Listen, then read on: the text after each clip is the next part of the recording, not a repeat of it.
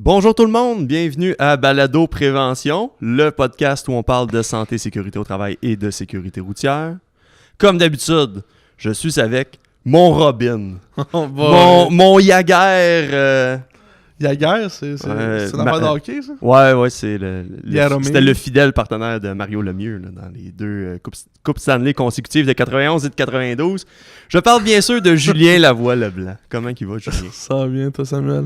Ça va super bien. Julien, aujourd'hui, on a un invité de marque. Oh, tabarnouche. On a l'employé numéro 1 de Via Prévention, nul autre que Jacques Gendron, la légende. On parlait de légende de hockey. Légende de la santé-sécurité. On va pouvoir discuter avec Jacques là, de son parcours professionnel, son parcours chez Via Prévention. Il est là depuis les tout débuts. Je pense qu'on va avoir des bonnes anecdotes aujourd'hui. That's it, on est parti.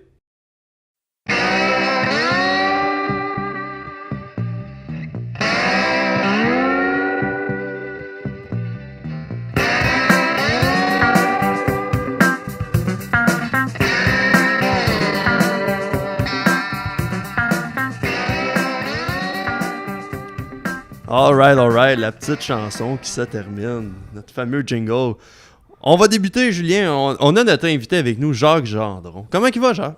En très grande forme. Ouais. Tu reviens de vacances. Là, on t'a la première journée avec nous pour parler au podcast, à Balado Prévention. Ça doit être un honneur. Oui, de vous parler de mes vacances. Ça serait grandement le fun. Et, ça va bien. Ah, super. Ça fait plaisir d'être Merci d'avoir accepté invité. notre invitation. Ouais. On a passé à travers, on a invité du monde qui venait de l'extérieur. On a eu des spécialistes de sécurité routière, des podcasteurs, on a eu des étudiants de cégep. Et là, on a un conseiller en prévention d'expérience. On avait eu Julie aussi. Ouais, on a eu d'autres personnes de Via Prévention. On essaye tranquillement, pas vite, de passer à travers l'équipe. Puis là, en préparant le podcast, j'en ai discuté avec Julien, puis j'étais comme, là, avec Jacques, ça fait longtemps qu'il y en a d'expérience, il y en a du vécu en arrière de la cravate. Comment garder ce podcast-là organisé d'une certaine manière pour qu'on puisse savoir quand même, que ça soit pas trop décousu? Et j'ai pensé à quelque chose. Alors là, je vais mimer la scène. Ah, là, c'est la surprise là, qui est dévoilée. Là. Moi puis Julien, on est des fans de Friends, puis j'ai pensé à une affaire qu'il avait faite dans Friends, et je te présente, Jacques, ce tableau-là, ça va être notre support visuel aujourd'hui. Julien, dans le fond, ce que c'est un tableau qu'on a bricolé avec une rangée dans la tête avec quatre sujets. Quatre sujets dans lesquels chaque colonne, il y a 3 post-it virés à l'envers et à l'endos de ceux-ci, il y a une question décrite. Donc dans le fond, Jacques, on va t'inviter à choisir un des thèmes et un des numéros de questions et ensuite on va révéler la question et on va discuter de ça. Donc Sam, est-ce que tu peux nous dire les 4 catégories? La première catégorie, on mettra une photo on va mettre les réseaux une photo sociaux de ce superbe tableau. La première colonne, c'est vraiment par rapport à Jacques Gendron, la personne, l'individu. La deuxième colonne, c'est par rapport à l'association ici. On a le logo de l'AST qui a été longtemps l'acronyme de l'organisation. Qui veut dire Association sectorielle transport entreposage. Exactement.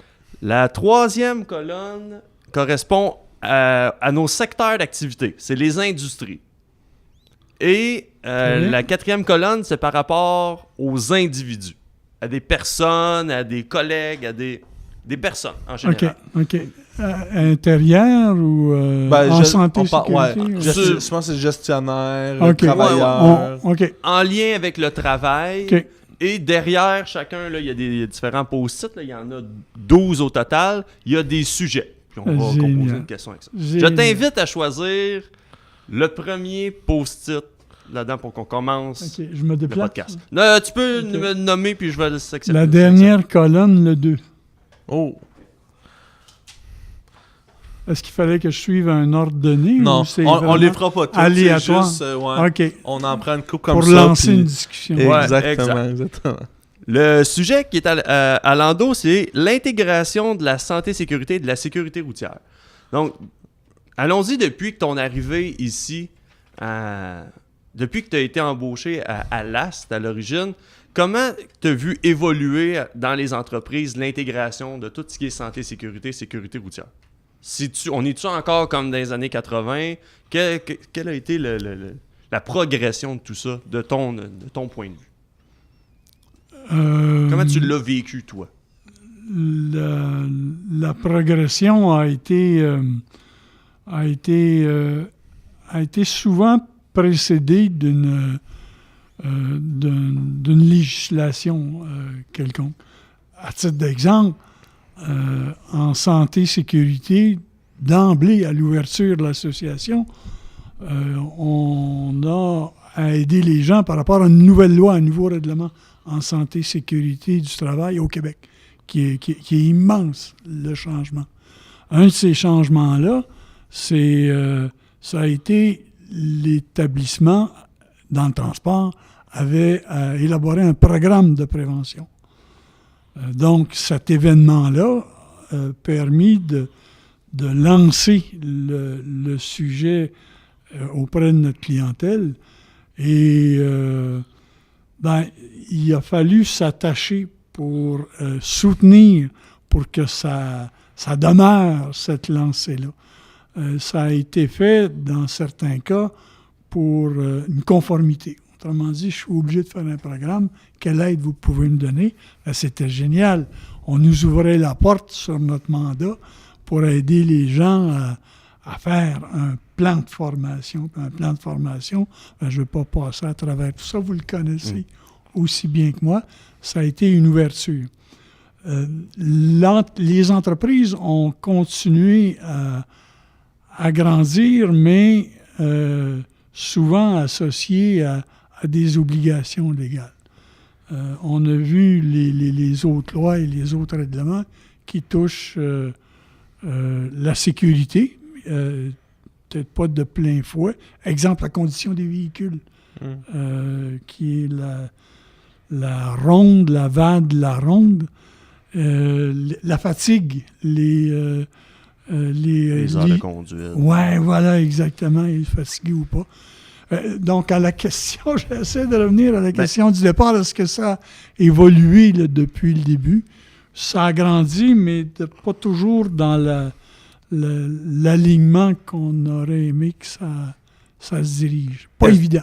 Est-ce que tu penses que dans ce cas-là, l'arrivée de la loi sur la santé et sécurité, les règlements à la fin des années 70, est-ce que tu penses que s'il n'y avait pas eu ça, on n'avait pas eu ces exigences-là, même que via prévention, l'AST n'aurait pas vu jour s'il n'y avait pas eu des obligations d'appliquer des éléments directement en entreprise?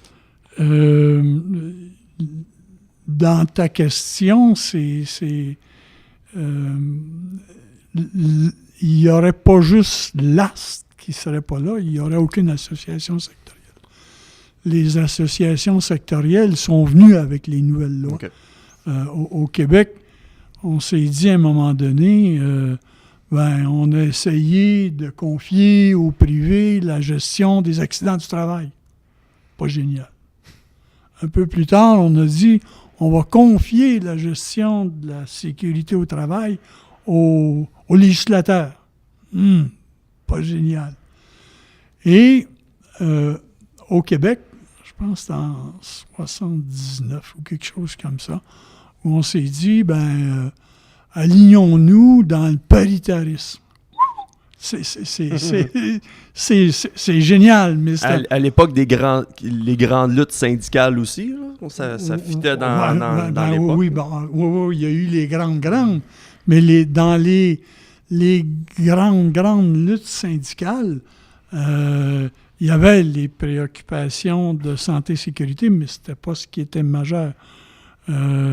C'est évident que quand j'étais dans un milieu comme les mines, où on a vu des grands débats à ce niveau-là, c'était vraiment pas juste les conditions de travail en termes monétaires, mais il y avait la vie des gens qui étaient débattus à travers ces mandats-là. Mais au Québec, ça a été le coup d'envoi de la parité, ça a été fait, je pense, plutôt politiquement. Le Québec qui choisit un parti politique quelconque qui a comme préoccupation sociale, en fin de compte. Et on voit avec l'élection d'un parti au Québec l'approche différente, là, qui n'était pas une approche comme nos entreprises privées qui géraient la santé, comme une approche où c'était juste le législateur qui gérait la santé, sécurité. L'approche était, là-dedans, il y a des employeurs qui ont des besoins. Là-dedans, il y a des travailleurs qui, dans certains cas, vont payer la facture avec leur santé. Pourquoi pas tenter d'asseoir ces gens-là ensemble et de voir ce que ça donne en termes de gestion de la santé-sécurité. Donc, c'est parti avec la gestion même de la CAT, la Commission des accidents du travail, qui est devenue CSST, là, Commission de la santé et sécurité, où il y avait un conseil, à partir de là, il y a eu un conseil d'administration qui est paritaire. On a offert aux grands syndicats, nommez-vous un représentant, au patronat, nommez-vous des représentants, on va nommer un président directeur, un président de la Commission de santé et sécurité du travail, et voilà, on est parti avec une structure paritaire. De là, tout déboule l'historique du paritarisme. La question, Samuel, tantôt, tu disais le fait que les gens participent, est-ce qu'on serait là s'il n'y avait pas toutes ces législations-là auxquelles on a fait référence au tout début? Hein? Est-ce qu'on serait là? On serait moins que là parce que j'aurais pas eu de loi qui oblige, qui permet de se donner à un secteur d'activité économique un bureau conseil. C'était nouveau dans la loi, en disant par secteur d'activité économique au Québec, on offre aux secteurs qui le veulent la possibilité de se mettre sur le pied un bureau conseil. Nos ASP, Associations sectorielles paritaires. Ils étaient tous volontaires, sauf pour la construction. Okay. Pour la construction, ce qui préoccupait, c'était je ne suis pas sûr qu'ils vont aller là-dedans. Donc, on leur laisse pas le choix. On va dire, ça vous en prend une association sectorielle. Et tous les autres, c'était volontaire. Puis je pense qu'on est rendu maintenant à une douzaine. Ça s'est rétréci parce qu'il y en a qui ont fusionné avec d'autres. Il y en a qui ont, au tout début, qui sont mis sur pied, mais qui sont cessés les activités. Je pense que c'était par rapport à la chimie. Voilà, exactement. Et c'est vraiment du paritarisme. C'est les représentants des employeurs et des travailleurs qui disent « j'ai besoin d'un bureau conseil en santé et sécurité ». Et si demain, ça ne fait pas un job, on met la clé dans la porte et on passe à d'autres choses. Et donc, à la question, j'ai fait... ça sert à ça, les tableaux. J'ai fait un grand détour pour arriver à ce qu'on serait là. On est là parce qu'il y a une loi et un règlement qui le permettait. On est là parce que la législation, de façon, dans sa volonté d'être, en parlant de paritarisme, permettait ça. À partir des décideurs, la CSST, la CAT qui devenait la CSST, l'Institut de recherche en santé et sécurité, ça créait tous ces organismes-là. Puis en permettant aux entreprises de se doter d'outils comme ça, si on voit avec les personnes qui sont dans les entreprises, est-ce que tu as vu de ton expérience une évolution, un changement par rapport aux personnes, aux individus, aux travailleurs qui suivent une formation, qui ont accès à différentes documentations? Est-ce que les gens perçoivent la santé et sécurité de la même manière qu'à tes débuts? Ça a évolué. Sans prétention, je pense qu'on a joué un rôle. On n'a pas tout changé. Et ça ne va jamais au rythme auquel on préférerait que ça aille l'évolution du dossier santé-sécurité. Il y a eu des changements au niveau de la perception. Je pense à des rencontres au niveau des formations enquête-analyse d'accident. Un de ceux qui me viennent à l'esprit. C'est pas un cours qu'on donne le plus, mais on le donne même pas souvent. Mais ça se compte sur une main, le nombre de fois qu'on le donne dans une Voilà. Mais au début, quand on faisait les fameux programmes de prévention, dans le programme de prévention, il y a un programme de formation et d'information. Et là-dedans, on suggérait aux gens qui avaient à faire le programme de prévention des éléments paritaires, le comité d'hygiène et de sécurité, le comité de santé, même s'il n'y a pas d'obligation légale encore pour notre secteur d'activité. On suggérait enquête, analyse d'accident. Et j'ai l'impression que ce genre de rencontre-là a permis de faire évoluer les choses. Des choses aussi grosses que accidenté du travail, je me suis engagé quelqu'un, mes accidentés, je les ai filmés, puis ils refont le toit de la... Ils refont le toit de leur couverture, puis ils sont sur la CSST. On l'entend encore, mais de moins en moins. Qu'est-ce qu'on fait pour gérer ça? Qu'est-ce qu'on fait? Peut-être que j'ai embauché quelqu'un, je lui ai confié une tâche qui n'était pas fait pour ça, qui est fait pour faire autre chose à l'intérieur de mon organisation. Donc, exemple, les cours enquête, analyse d'accident obligeaient un cheminement, une réflexion par rapport à ces préjugés, en fin de compte, que les accidentés du travail, c'est des gens qui abusent qui ont du couru système. après, qui n'ont pas respecté les règles. Il n'a pas fait attention, il a bien vu qu'il n'y avait pas de marche, puis il a passé dedans, puis... Julien, je viens de penser à quelque chose. Quoi? Là, tu pourras garder ce bout-là ou pas, là, mais j'ai un document aussi dans le dossier qu'on doit sortir. Ah oui, c'est vrai. On a une surprise en deuxième volet. Là. Okay. On pourra ressortir. Mais on l'utilisera tantôt. Okay. Je vais t'inviter, Jacques, à sélectionner un autre sujet. Le 3 de la 3.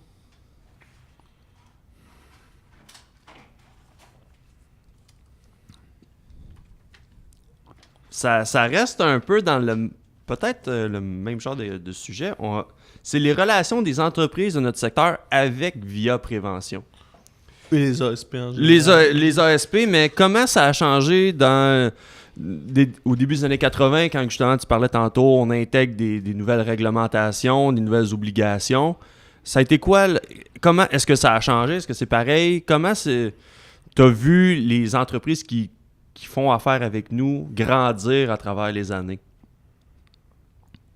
Y en a-tu des entreprises que tu connais depuis les tout débuts qui, année après année ou de manière régulière, te contactent pour différents services? Est-ce que Via Prévention est encore méconnu de la part de ses membres? Juste un peu savoir ça. Là.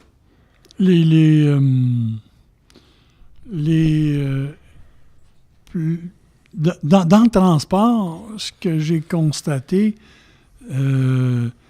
les gestionnaires à l'intérieur des organisations changent. Il y a une rotation de personnel. La personne qui était responsable du dossier santé-sécurité, il y en a qui sont encore là depuis le début, mais je les compte sur les doigts de ma main. Et souvent, la personne qui gère ça, avec qui tu as cheminé, pour connaître son organisation, et lui pour connaître Via Prévention, en fin de compte. Quand lui part, je perds il amène son bagage avec lui. Oui. Ça, on le vit. Même si on dit, idéalement, nos premières interventions, ça devrait être avec les décideurs. Celui qui est en mesure de prendre une décision par rapport à une situation où il faut apporter des changements. Mais dans la vraie vie, et ça dépend de la grosseur de l'entreprise aussi. Je regarde les entreprises qui sont petites, 5, 10 travailleurs. Ce qui est la majorité de nos entreprises. Oui, mais par contre, cette majorité d'entreprises-là, c'est pas la majorité de mes travailleurs. Exact. Mais effectivement, la très, très grande majorité de nos entreprises, c'est des petites entreprises. Et où c'est combien de fois j'ai vécu une entente, un rendez-vous jeudi matin à 8h30 et arrivé avec une feuille 8,5 par 11 dans la porte qui dit « Ben écoute, il me manquait un chauffeur un matin, je suis parti faire la run, je vais être de retour vers 10h30. » Mais c'est les faits de la vie. Rencontrer le président de l'entreprise, puis il s'essuie les mains, il a les mains pleines de graisse quand il rentre parce qu'il vient de faire un entretien sur un autobus ou sur un camion. Donc, on voit un peu... C'est différent comme intervention, comme approche là, avec ces gens-là. Ces gens-là, quand ils te connaissent, ils vont te revenir. Puis j'ai pas beaucoup de changements dans ces entreprises-là. Dans une entreprise, à partir du moment où elle est moyenne et grande, j'ai beaucoup de rotation. Là. Puis c'est souvent une relance du dossier. Vas-y. Je vais juste demander, quelqu'un, par exemple, qui aurait un poste de décideur ou qui a une bonne influence, mettons dans une moyenne entreprise, et que cette personne-là développe une culture de la santé-sécurité au travail durant, je sais pas moi, 10 ans, 15 ans. C'est quelque chose que tu as vécu. Quand cette personne-là part, as-tu l'impression qu'elle part avec cette culture-là ou que peu importe la personne qui va revenir, qui va prendre cette place-là, pourrait reprendre ou du moins amener une autre direction où est-ce qu'on perd tout? Si la culture a été bien intégrée dans l'organisation, on va perdre quelque chose avec le départ de cette personne-là, mais je ne perdrai pas, en principe, si la culture est bien implantée, elle va être là. Elle ne devrait pas reposer sur une seule personne rendue là. Non, mais c'est une bonne question. Mais ça peut être une personne pivot, une personne d'influence qui peut être un grand acteur, mais... Si ça a bien été fait, on espère que du moins les patrons qui réengagent une personne vont mandater cette personne-là de reprendre ce rôle-là, par exemple. En principe. Ou peut-être de déléguer ça à quelqu'un d'autre. Là. Oui. Mais, c'est ça, j'imagine plus, justement. Ça peut changer de direction, mais au moins garder un niveau. Parce que, j'imagine un emploi où je sais pas, quelqu'un s'en occupe pendant 10-15 ans, il part, quelqu'un qui rentre, puis que lui, il fait absolument rien. Est-ce que tout meurt? Est-ce que... j'ai moins de chance, mais si la culture est bien intégrée dans l'organisation, j'ai plus de chances de la voir revivre. De la garder en santé, là, cette culture-là dans l'organisation. Ça me fait penser un peu à ce que tu disais, c'est une organisation, une petite entreprise de quelques employés, puis je sais que tu en as personnellement de ces compagnies-là qui t'appellent pas nécessairement pour commander une formation, non. Mais ils vont prendre des nouvelles. Ils connaissent, ils t'ont vu évoluer comme tu les as vu évoluer en tant qu'entreprise. Et la relation d'aide va au-delà que de donner un cours sur quelque chose. Oui. C'est une... Je pense, tu l'as dit tantôt, notre esprit paritaire, c'est d'arriver puis de travailler, de collaborer avec les gens. Voilà. Puis ça, dans ces entreprises-là, même s'il y a un changement au niveau de la structure administrative, la référence à appeler LAST, à appeler via prévention, ou même appeler directement un conseiller. Je suis même pas certain dans certaines entreprises où tu vas, ils vont dire on va appeler via prévention, c'est plus on va appeler Jacques, savoir qu'est-ce qu'il en pense de ce dossier-là ou de cet élément-là. Mais ça, est-ce que... Moi, ça va faire 4 ans, je pense, la semaine prochaine là, que je suis ici. Là. J'en ai pas mal moins que toi, mais déjà, on fait des efforts chez Via Prévention à essayer d'aller rejoindre des entreprises Parce que on en a quoi, 14 000? On en rejoint que même pas 5%? Non, c'est... Mettons quelques centaines. Quelques centaines en bas de 400. Là. Donc, est-ce qu'il y a eu des éléments déclencheurs du fait, y a-t-il des situations qui ont amené des entreprises? Y a-t-il des rushs que tu as vécu? On en a vécu un à l'automne 2016 avec la ronde de sécurité. Ouais. Y en a-tu d'autres boosts comme ça de demande de travail chez les conseillers de VIA Prévention? Ben, d'emblée, avec la création de l'association et peu de temps après, l'obligation de faire un programme de prévention. Ça a été le premier gros rush. Ça touchait tout le monde, ça. Tu peux difficilement faire... Ben, on a essayé, ça marchait plus ou moins bien, de regrouper des petites entreprises dans des régions et faire un programme collectif. Et c'est quoi tes risques? Il y a une section qui est conformité. C'était pas évident. C'est dur de faire une espèce de sketch qui colle à tout le monde dans des affaires de paperasse comme ça. Exactement. J'imagine qu'à la fin des années 90, suite aux événements des éboulements, l'arrivée de la loi sur les propriétaires exploitants, ça a dû être encore là une zone assez trouble avec les partenaires qu'on a. Oui, ben dans les périodes de rush, je me souviens pas de tous, mais celles qui m'ont marqué, programme de prévention. Celles qui m'ont marqué, ça a été transport de matières dangereuses. Les nouvelles réglementations qui dit formation obligatoire. Une nouvelle réglementation qui dit à tous les 3 ans. Et on a tenté d'adapter nos affaires en disant, pour mes travailleurs, ça va être quoi l'intérêt là-dedans? Au moins de reconnaître les dangers quand ils manipulent des boîtes, des barils ou un container sur lequel il y a des indications de danger. On lui remet un document. Sur le document, tu vois quoi comme information? Ça te donne quoi, là? Sur le baril, il y a une étiquette avec une tête de mort. Mais c'est à ça que tu vas ressembler si t'es en contact avec ce produit-là. Si tu vois une flamme sur un contenant, c'est pas la bonne place pour aller fumer.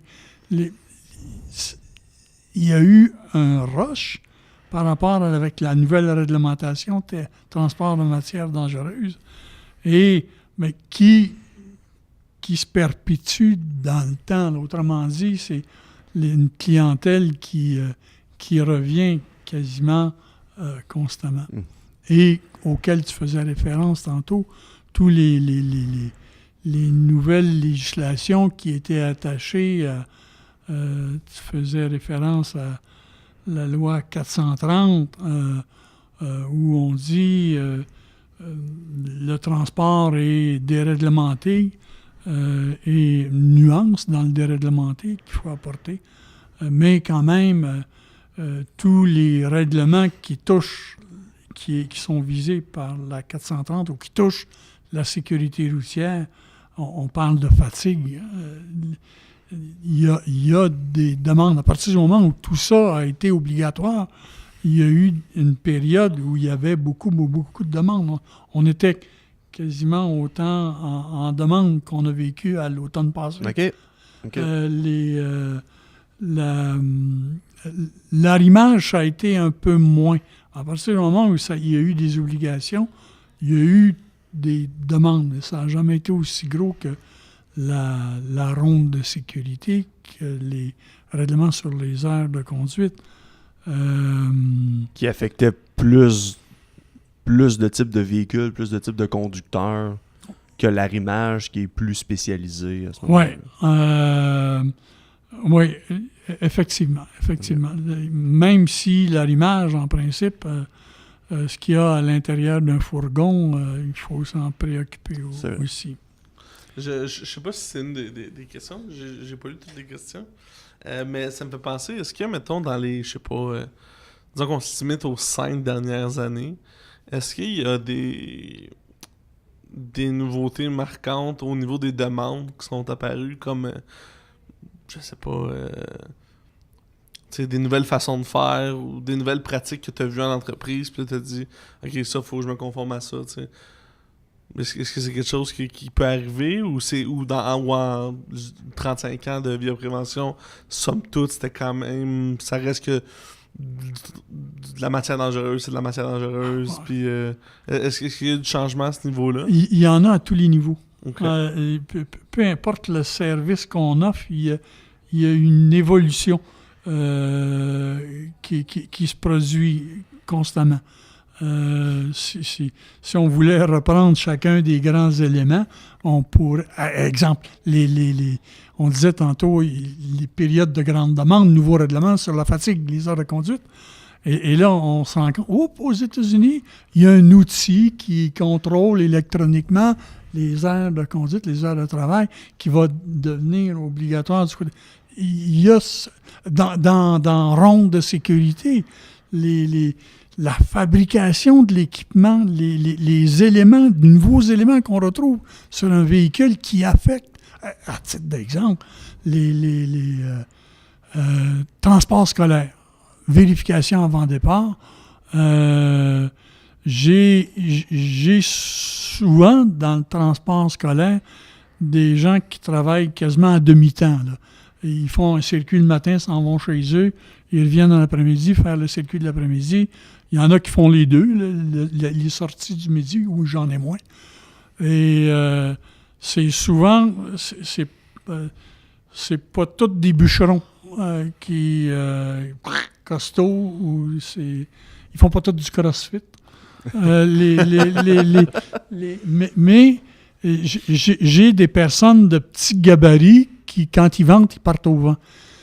Il vient le temps d'aller faire la vérification sous le capot. J'ai des éléments sous le capot qu'il faut que je grimpe.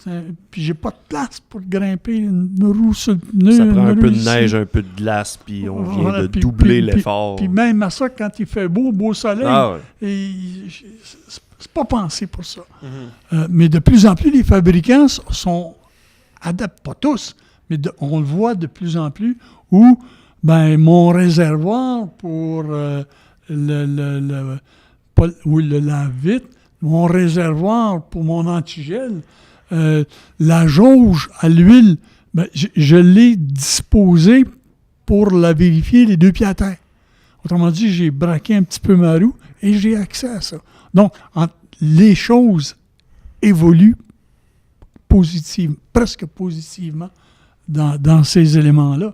Dans le cas de l'arrimage, il y a des nouveaux équipements, des nouveaux systèmes qui sont mis en place qui facilitent l'exécution de la tâche qui est positif. On pourrait en trouver comme ça dans tous les domaines. Moi, ce qui m'était venu en tête avec ta question, Julien, je pensais à notre service d'ergonomie. Les troubles musculo-squelettiques, on dirait que depuis, je sais pas, 15 ans, depuis 10 ans, la notion de troubles musculo-squelettiques, c'est comme ça qui est en demande, où il y a tellement de blessures qui sont attitrées à ça. Juste, ça me fait penser, je veux dire, avec les ordinateurs, pour les répartiteurs, les postes informatiques pour répartiteurs. Je pense qu'on a comme un document pour ça. Je suis conscient qu'il y avait des machines avant les ordinateurs, là, mais il reste que ça change la donne, la grosseur des écrans, le positionnement en général. Ça, de ce côté-là, ça a commencé quand, ça, les cours d'ergonomie, mettons, chez Via Prévention? Tu sais, pour se dire, OK, là, c'est pas juste le travailleur, c'est aussi le gars qui est au dispatch.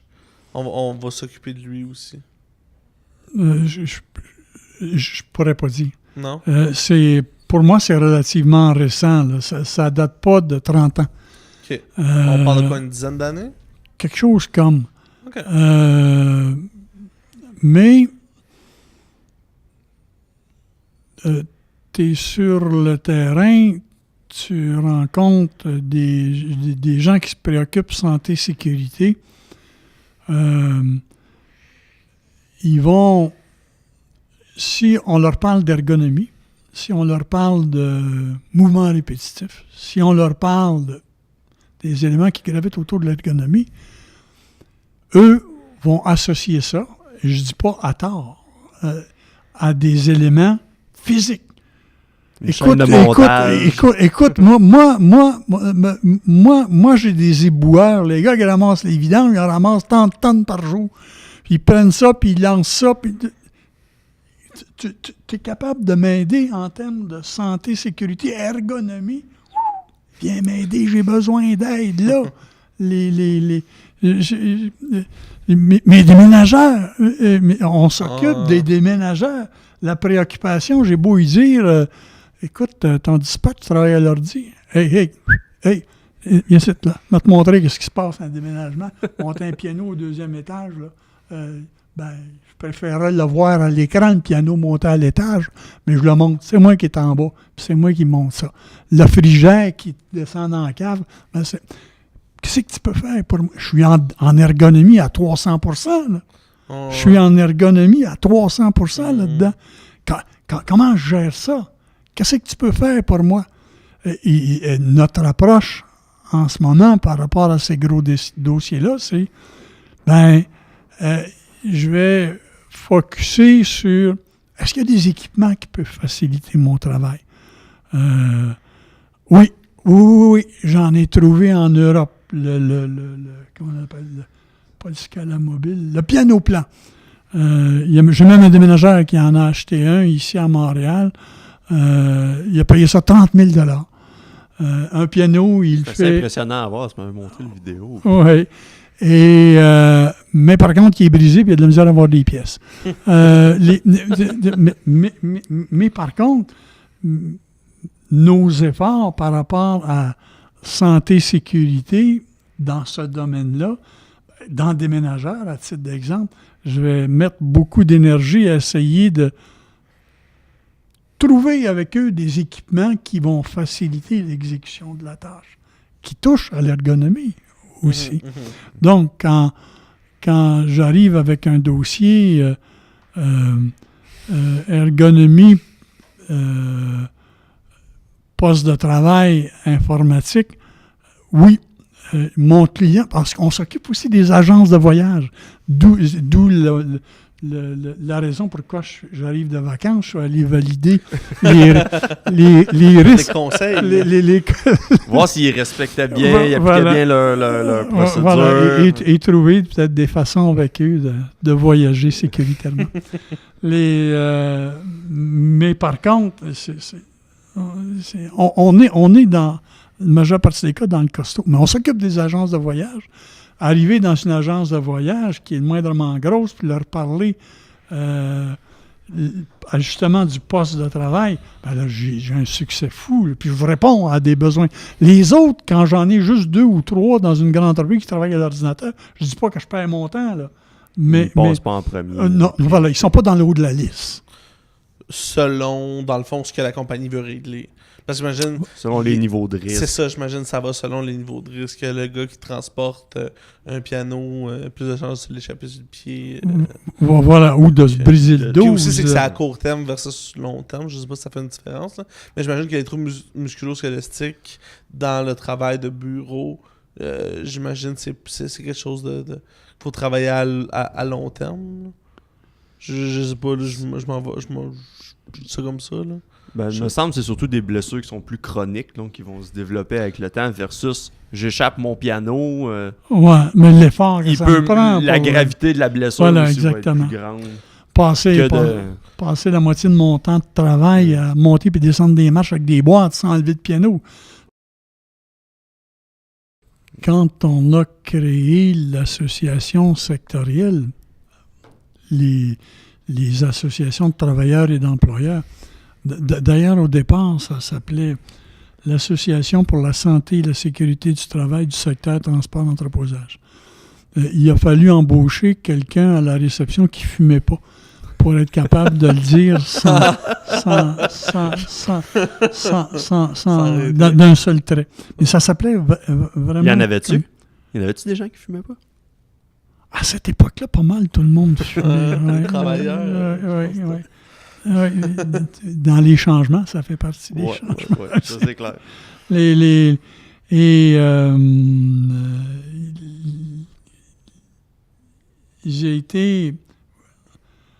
on était deux à être embauchés en premier, mon collègue Pierre Bouliane et moi. On était à l'époque d'une nouvelle législation qui était pas basée uniquement, mais basée principalement sur le paritarisme. Bureau conseil par secteur d'activité économique.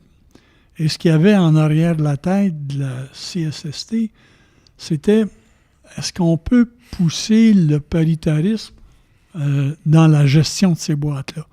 Autrement dit, à l'interne. Est-ce qu'on peut avoir un directeur qui représente plus ça, puis un autre directeur qui représente juste ça? On a fait un test chez nous au début, pas officiellement. Officieusement, nommé un directeur des opérations puis un directeur de la recherche. J'étais le directeur des opérations et Pierre était le directeur de la recherche. Et rapidement, on s'est rendu compte que ça... Non, exact. Ça sonne un peu bon cop, bad cop. Ouais, le méchant puis le bon, là, je dis pas que c'est ça. Et ça n'a pas fonctionné. Ben, ça n'a pas fonctionné. C'était pas efficace. Ouais. Mais tout ça pour dire, je fais du pouce sur ce que vous disiez il y a 2 secondes. Choisir sa liste qui est le plus gros.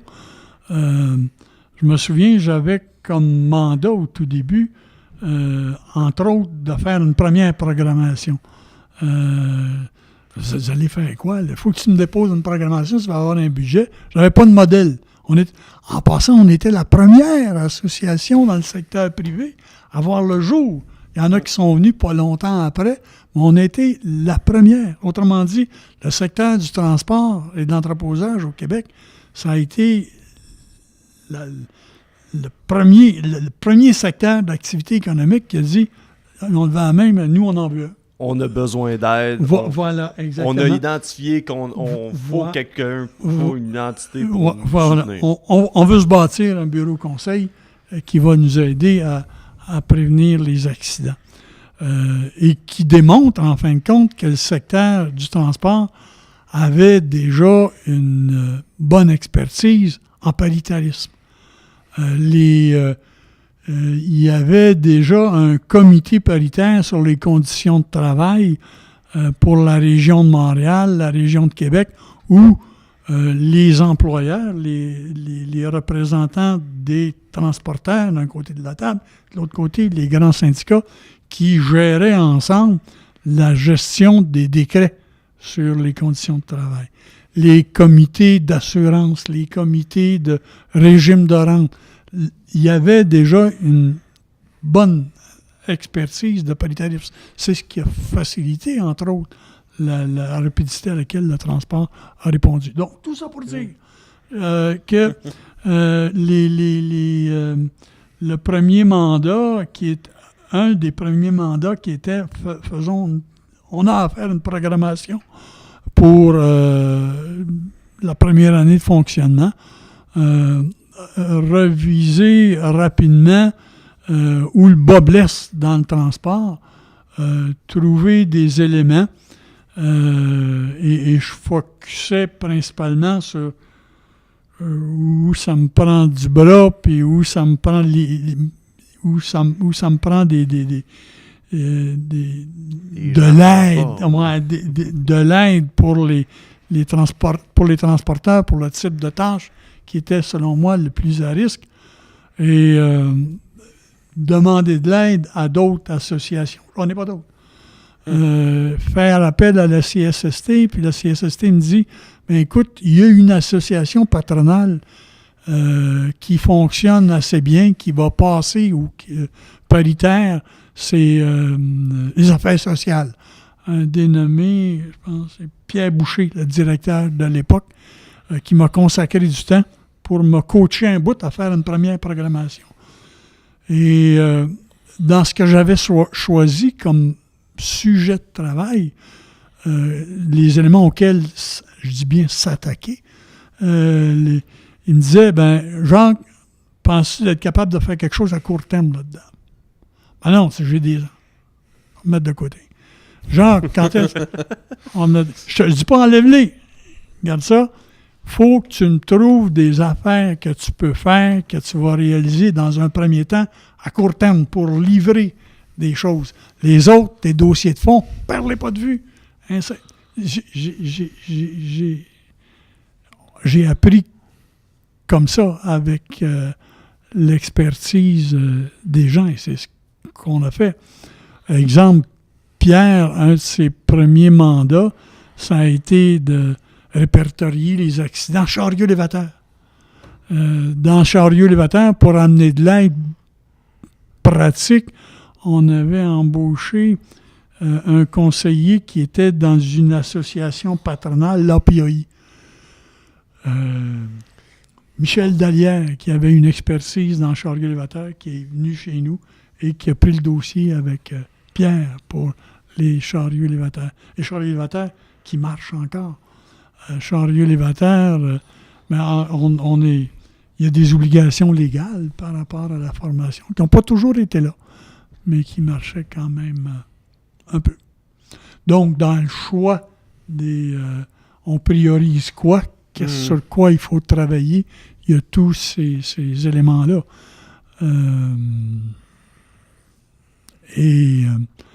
On a parlé, à venir jusqu'à date, on a fait référence, de façon générale, au transport. Le transport chez nous, c'est des camions. Transport chez nous, c'est des personnes. Dans les personnes, j'ai des autocars. J'ai aussi beaucoup de transport scolaire. Quand je dis beaucoup, on a vécu, à un moment donné, une période où on a été bousculé dans notre organisation. Ça a été d'où on a hérité ça, la nouvelle loi sur la santé et sécurité du travail, où, entre autres, on a mis dans la nouvelle législation le droit de refus. OK. Là, on est dans quelle année, à peu près? 70, okay. 75, 60, après 76. On est dans le droit de refus et retrait préventif de la travailleuse enceinte dans la nouvelle législation. Ça a levé de bouclier, ça a joué dur, mais c'est passé. La peur qu'on s'est fait, on l'a pas vu passer vraiment. On t'a convaincu que tout le monde allait abuser de ça. Tout le monde allait déclarer « Je refuse de faire ça parce qu'il y a un danger. » Travailleuse enceinte, en tout cas.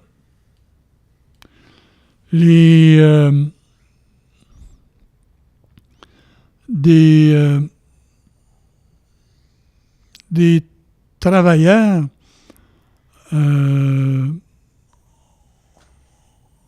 ont fait des revendications en disant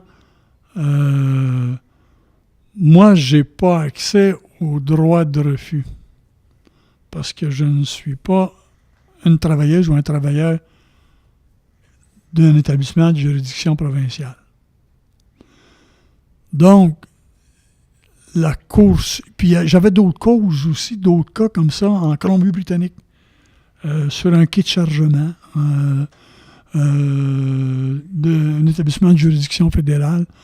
L'inspecteur provincial, on dit pas de faire ici, je suis fédéral. C'était des causes pendantes et ça s'est rendu en Cour suprême. La Cour suprême a rendu une décision en disant écoute, les établissements qui sont de juridiction fédérale, les éléments de prévention, ça relève du Code canadien du travail, les éléments de prévention. Et la CSST continue d'exécuter, de jouer un rôle, mais pas au niveau de la prévention, on va jouer un rôle au niveau de la réparation. C'est eux qui vont continuer à dédommager et appliquer leurs règles pour un travailleur québécois, qu'il soit fédéral ou provincial. Donc, pour nous, ici, quand je disais autocar tantôt, j'ai beaucoup d'entreprises d'autocars qui sont de juridiction fédérale. Quand on parlait de ça 5 camions, j'ai beaucoup de grandes entreprises qui, systématiquement, sortent de la province avec les véhicules qui rencontrent les critères pour être de juridiction fédérale. Donc, ça faisait des établissements qui ne cotisaient plus ici. Ça a été ça a été grande séparation. Voilà, une grande séparation. Je pense pas que ça de mémoire, je pense pas qu'on ait remercié des gens. Mais par contre, ça a freiné un peu l'évolution. Là. On avait quand même les mêmes mandats, mais la clientèle, j'avais pas beaucoup d'établissements que j'ai perdus, mais des établissements qui avaient beaucoup de travailleurs. Ça a été une étape là, dans le... Il y a eu un avant puis un après. Voilà, exactement. On a encore du temps... Ouais. J'ai envie, je sais pas, Julien, si tu l'as sorti, le petit dossier que je t'avais demandé de... Ouais, aimerais-tu commencer un autre sujet? On peut en faire, moi j'en ferais la moitié. J'en ferais une petite portion. De ça? Ouais. Dans le... je vais t'inviter, Julien, à poser. On a le tableau avec les différents sujets que tu choisis aléatoirement, mais j'avais également préparé une ronde éclair.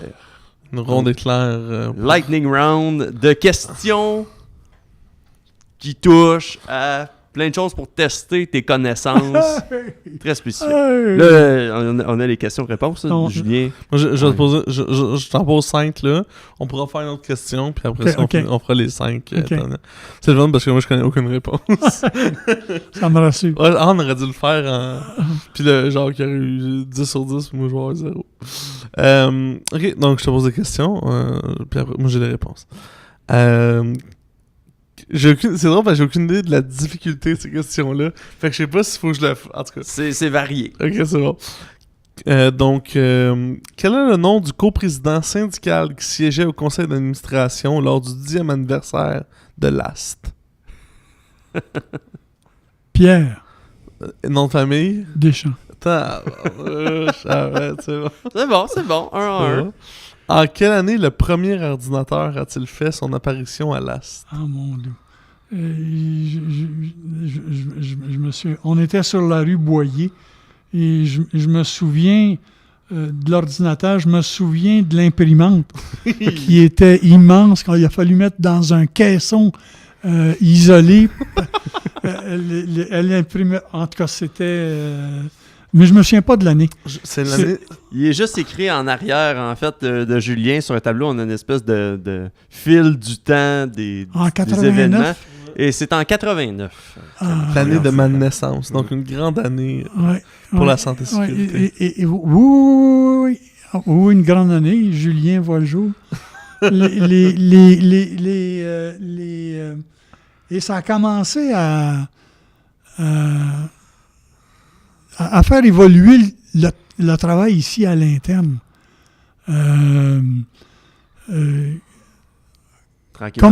Comme conseiller avant, ben, t'en avais pas, là. T'avais pas de dactylo non plus. Là. Il y avait pas, avant les ordinateurs, il y avait le dactylo, mais il y avait une personne à l'accueil, il y avait des gens au secrétariat qui tapaient ça. Donc, toi, tu faisais le brouillon à la main, tes notes, là, ton rapport, je vais écrire telle affaire, et tu remettais ça. Ça prenait de la patience pour être secrétaire, pour... Les dépenses en liquid paper ont descendu à l'arrivée des ordinateurs. C'était atroce. Et on te revient avec ça, tu changes ça, non, ça, je le veux, avec une flèche, là. Oui. Ça te revient, c'est jamais correct. Pas parce qu'on n'a pas... On ne sait pas comment faire. Pour toi, c'est clair dans ton esprit, mais être capable de transmettre ça et t'assurer que l'autre, c'est facile, la façon que tu lui as expliqué. Ça a été... Puis là, ensuite, suite à ça, avec l'avenue de l'ordinateur, je ne sais pas si vous remarquez à l'écran de cet ordinateur-là, il y a du liquid paper. Là. Non, c'est une blague. Je m'en allais m'approcher super proche. Quelqu'un qui n'avait pas compris au début. On corrigeait les textes à l'écran. On était tellement habitué de mettre du liquid paper sur la feuille, on le mettait sur l'écran.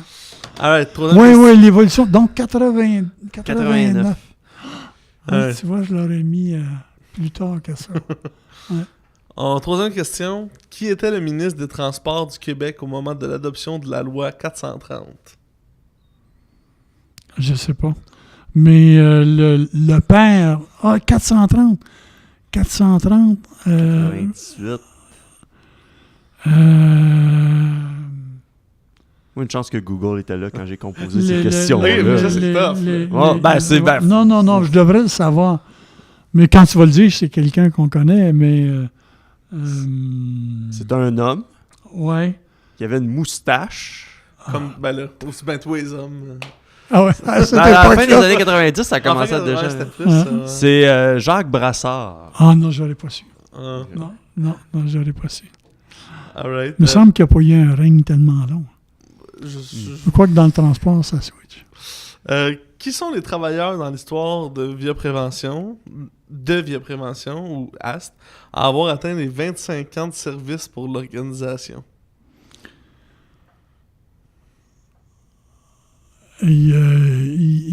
Ceux présents en ce moment? Non, ok. Qui ont réussi à se rendre jusque-là. Chez les hommes, il y a Pierre Bouliane. Il y a 25 ans. Marie-Maryse, non.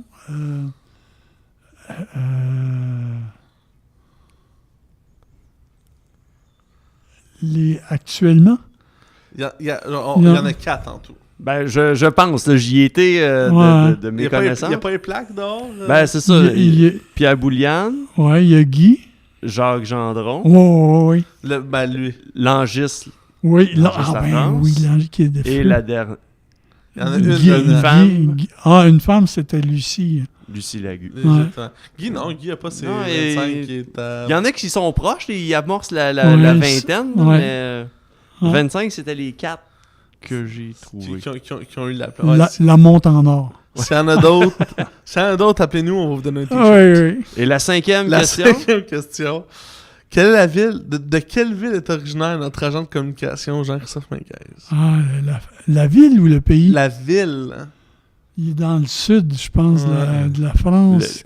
La France, c'est un demi-point. Et Carcassonne. Qu'est-ce qu'il y a eu à Carcassonne il n'y a pas longtemps dans ce coin-là? Il y a eu un attentat. Ah oui, c'est ça, dans un super U. Bon, ben ça a passé. C'était les 5 premières questions du quiz. T'en as combien? Il y en a une dizaine. On a 5 autres. On peut faire. Moi, on peut faire une autre question. Alors, on était dans la colonne 2. Dans la colonne 2, le 1.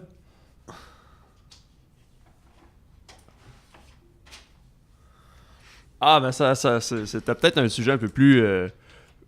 pas mal plus léger que les autres qu'on a fait tantôt. C'est par rapport à l'évolution technologique. Là, tu nous as parlé de l'ordinateur. Des ordinateurs, mais moi, c'est plus un...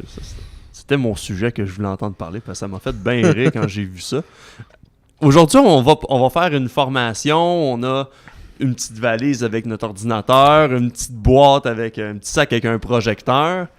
Un moment donné, en cherchant quelque chose dans les placards de Via Prévention, j'ai trouvé un énorme sac à dos avec une télévision, une télévision cathodique. Puis c'est un peu ce sujet-là. Comment t'as vécu ça? Ça a été quoi les éléments majeurs qui sont passés? On parle des ordinateurs, mais le départ de la dactylo, le jeu des acétates. Les acétates, les téléphones portatifs, ça a dû, j'imagine, changer les manières de faire, d'être rejoignable beaucoup plus facilement, d'avoir accès à une information aussi. Si je me réfère, si je prends comme point de départ la formation, les outils utilisés, les soutiens qu'on avait besoin à cette époque-là, il y avait le vidéo, un bout de vidéo sur chariot élévateur, et on avait produit aussi un vidéo avec 4 ou 5 éléments dans un vidéo qu'on avait produit avec Préventex, qu'on utilisait pour venir soutenir notre formation dans Chariot. On demandait aux clients, as-tu un appareil chez vous pour lire VHS avec une télé en quelque part? Et dans bien des cas, ben non, on n'a pas ça ici, c'est pas une salle de loisirs. C'est une compagnie de transport. Donc, on amenait notre télé. Et la télé avec intégré dans la télé un lecteur. Et ben là, les premières étaient grosses. Donc, on s'est vite rendu compte que ça te prenait quasiment un chariot pour déplacer la télé, la mettre en place. Tantôt, on parlait bien des pianos, mais emporter sa TV pour aller donner une formation, on se rapproche un petit peu. Ensuite, il y a eu des télés un peu plus petites, mais quand tu as 15 participants dans ton groupe et que la télé est de la grosseur d'un paquet de cigarettes, tu t'excuses auprès des gens en disant « Ben écoute, je n'ai pas trouvé de plus petite. » Mais on roulait avec ça. Il y avait beaucoup de présentations qui étaient faites avec des acétates. Les premiers projecteurs à acétate, c'était immense. Le caisson que tu as vu pour la télé, le caisson pour le projecteur à acétate était quasiment aussi gros.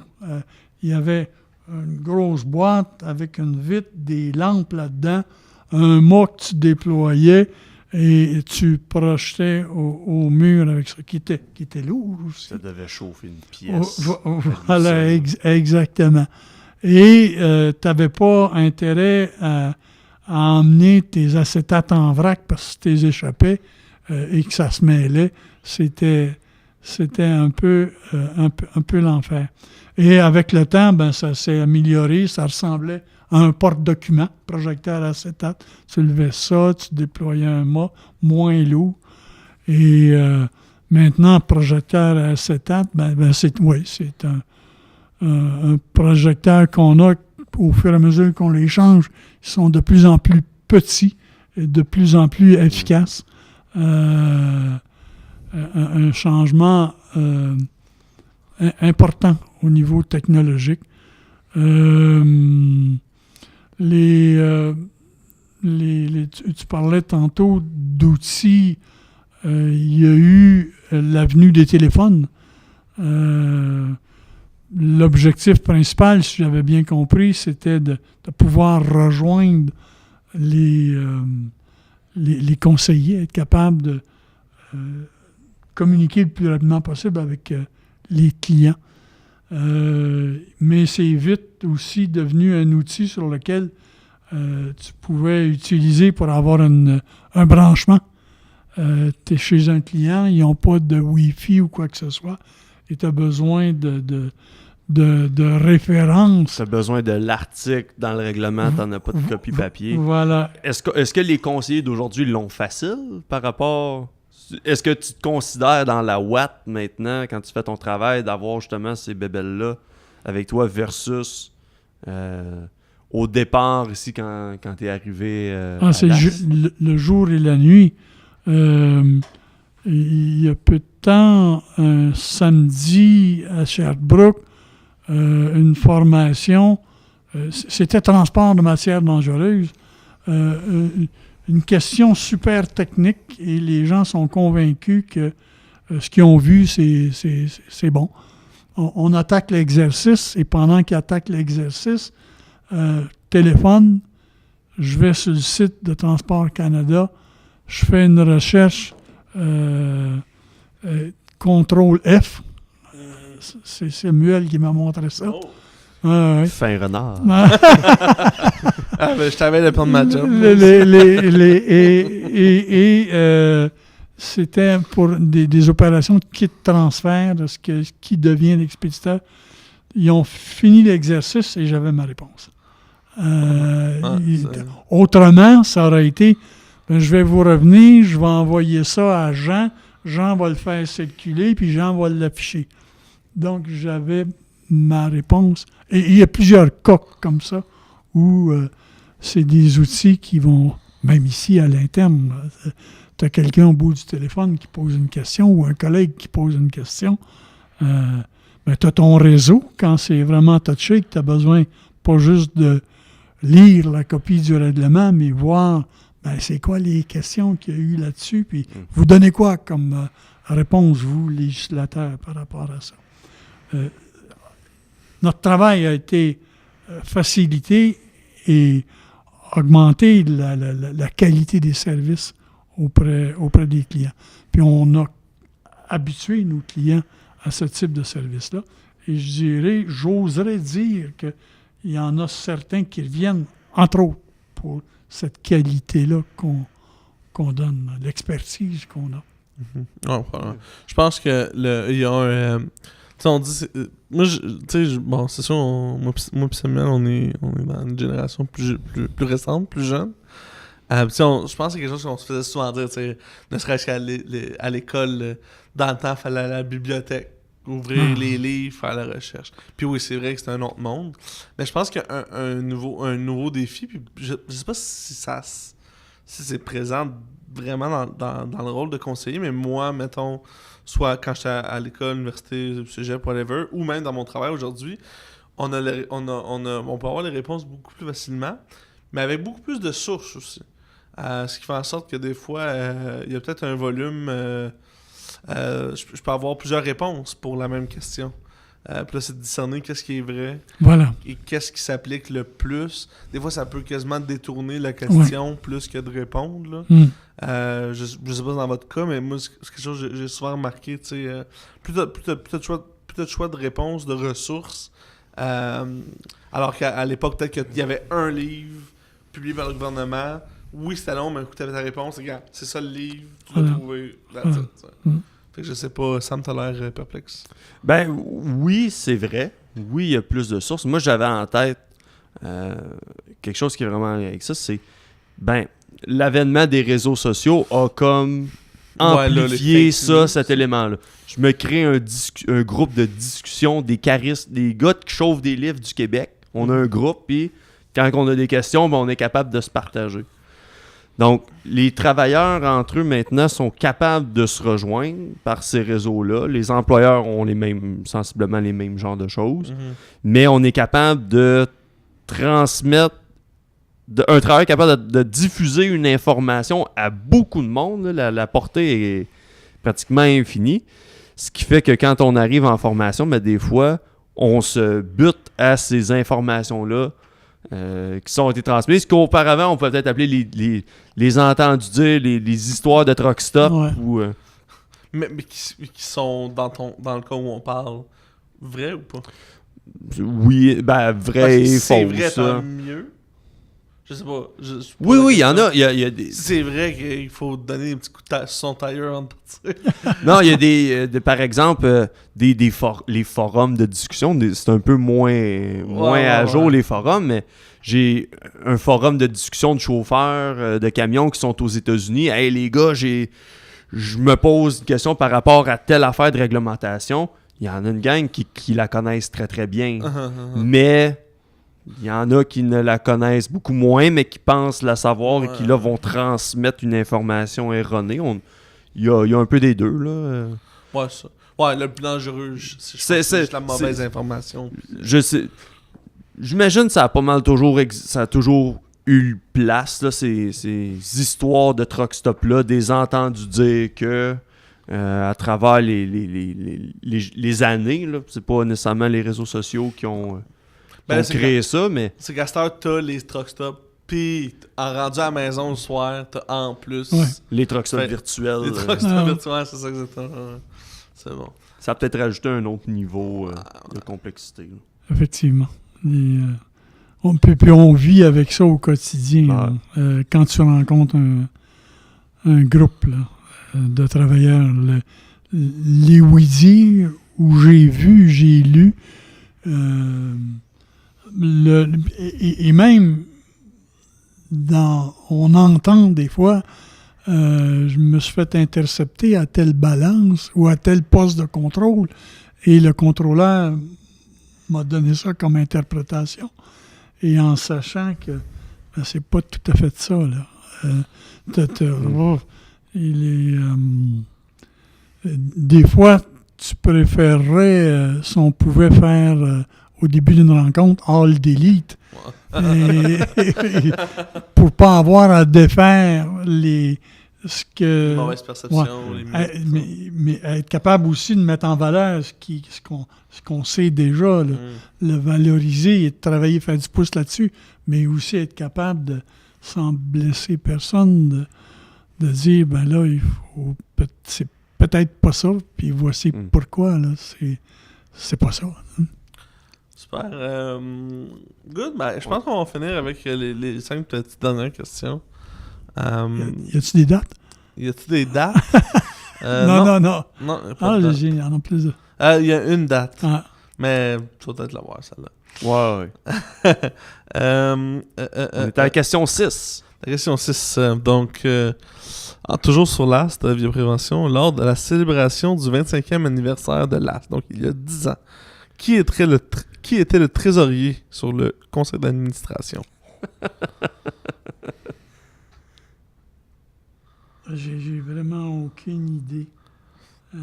C'était sa première année en poste de trésorier. Il est toujours... c'est Hans? Yes. Hans Graunois. Exactement, qui est aussi maire de Rigaud. Oui, il est dans l'eau. ouais. Ça, c'était l'année passée, ça. C'était un an, justement, là. Ouais. C'est dans les questions touchées, ça était une... Oui, mais c'est super sympathique. Oui. Et ça, c'est probablement la plus dure. Vrai ou faux? Tu as déjà porté la moustache? La moustache, la barbe. La barbe? Aussi, oui. Ah, ouais. Ça, c'est pour toi. Mais moi, j'avais remarqué la moustache sur des cadres. Sur des cadres qui... Dans le corridor. Là, on va voir... C'était un des quelques vrais ou faux que Oh là, on a une question technique. J'ai 3 bonbonnes de propane pour mon barbecue dans mon camion. Est-ce que je peux passer dans le tunnel Louis-Hippolyte Lafontaine? Non. Non? Pourquoi? Moi, je sais même pas pourquoi. Je suis limité dans le cas des... Pas uniquement les gaz inflammables, les gaz comburants aussi. Je suis limité à 3 bonbonnes. Chaque bonbonne... 2. Je suis limité à 2 bonbonnes. Parce qu'on a dit 3. Ouais, c'est ça. Je suis limité à 2 bonbonnes. Et chaque bonbonne, il faut qu'il y ait une capacité inférieure à 46 litres en eau. Et en plus, dans le cas des gaz inflammables, il faut qu'il soit dans un endroit ventilé. En plus, dans le cas des gaz inflammables, il faut qu'il soit... la valve de sécurité, il faut qu'elle soit dans la phase gazeuse et non dans la phase liquide du produit. Et en plus, il ne faut pas que ça bouge. Il faut que ça soit... Ça, c'est bon pour les voitures aussi, là. Tout véhicule. Oui, voilà. Ouais, j'ai fait cette question-là sachant que Jacques allait la savoir. Moi, j'ai quand même une ceinture noire autoproclamée. Ceinture noire des matières dangereuses. Peut-être avec le tract. Ça aide un cadeau. Je pense que tu as répondu tantôt, mais là, je suis en train de me douter si c'était la bonne. Quel était le premier nom de l'organisation? Le nom complet. Le nom complet, c'était l'association sectorielle, l'association pour la santé et la sécurité du travail du secteur transport-entreposage. Ouais, je sais, il y a juste paritaire après association. Ah oui. Selon la recherche de Il était tellement long. Mais c'est bon. La sécurité du travail du secteur. C'est association paritaire pour la santé et la sécurité du travail du secteur transport-entreposage. Oui. D'où l'interdit de fumer. Oui, exactement. Et la dernière question, c'est encore drôle. Quelle est la date officielle d'entrée en poste de Jacques Gendron? Il a fallu que je me renseigne. Je pense que c'est 82. Et en avril, le 19 avril. Exactement. Yes, sir. Gagnant. Aujourd'hui, on est le 3 avril. Ça va être ma fête bientôt. Ça va être les 36 ans. 34. 35 l'année dernière. 36 ans. 36 ans. Ça serait malade que là, il y ait un breakdown. Je pense, Julien, au montage, je peux rajouter des feux d'artifice. Non, mais... ça serait bon. Hey, c'est honorable. 36 ans avec la même organisation, de l'avoir vu naître et de voir où elle est rendue là, puis de voir que 36 ans après, ben, t'es en train de participer à un podcast. Ouais. Tu sais, le summum. Le sommet. Toutes les étapes. On finit, j'ai juste une question pour finir. En disons, pas un mot, mais... comment je te dirais? Une phrase ou une brève description. Qu'est-ce qui fait que...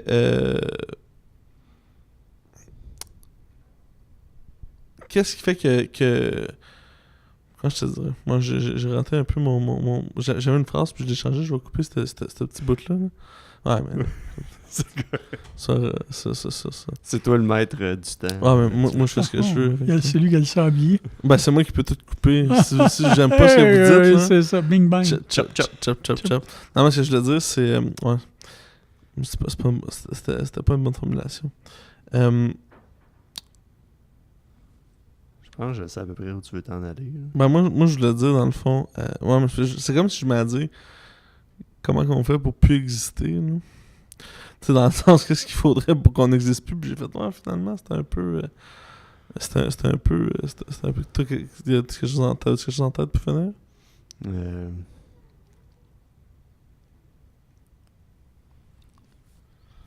Ben ça... Ouais, si on peut, on va finir avec une petite... juste une dernière brève question. Comment tu pourrais résumer en quelques mots ces 36 ans-là que tu passes... jusqu'à maintenant, là, que tu passes chez Via Prévention, chez Alas? Les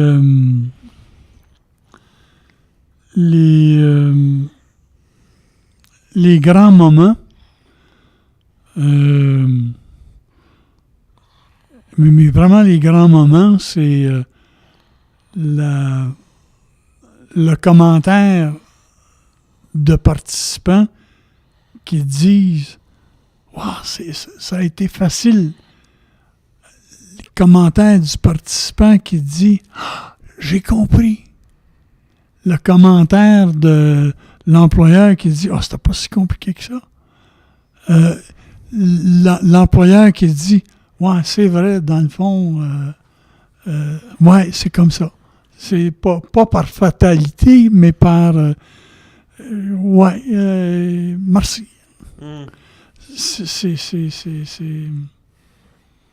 Et je suis encore ici parce que j'ai besoin de ça aussi.